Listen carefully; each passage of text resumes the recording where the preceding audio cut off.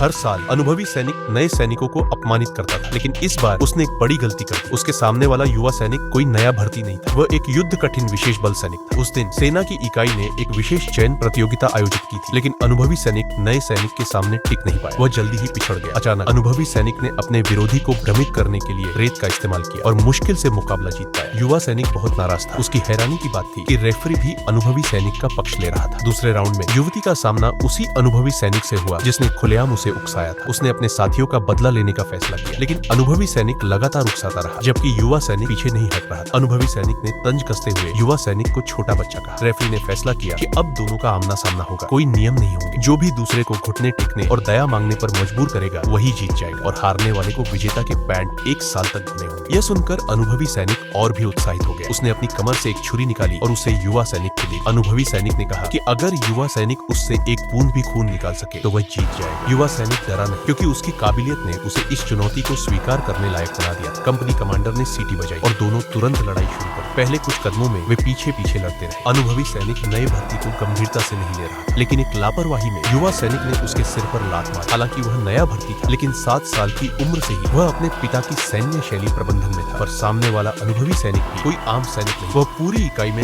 हर पहलू में सबसे बेहतर था। पहला राउंड ड्रॉ हो गया। अनुभवी सैनिक ये देखकर हैरान था कि युवा सैनिक इतना मजबूत था, और वह बहुत गुस्सा हो गया। आगे के राउंड में दोनों पूरी ताकत से बिना किसी रोक टोक के लड़े। जब अनुभवी सैनिक ने पीछे से पकड़ने की कोशिश की, युवा सैनिक ने जल्दी प्रतिक्रिया दी और छुरी से अनुभवी सैनिक को काट दिया। खून देखकर कंपनी कमांडर ने लड़ाई रोकने के लिए सीटी बजाई। अनुभवी सैनिक ने अपने छाती पर कट दिखी और समझ गया कि वह हार गया है। हालांकि वह शर्मिंदा था, फिर भी उसने हार मानी। फिर वह अपने पूरे दस्ते के साथ गुस्से में प्रशिक्षण मैदान छोड़ गया। इस मुकाबले में युवा सैनिक ने इकाई के सबसे मजबूत योद्धा को हरा दिया और विशेष ऑपरेशंस कंपनी में एक नए भर्ती के रूप में प्रसिद्ध हो गया। उसके बाद से कंपनी कमांडर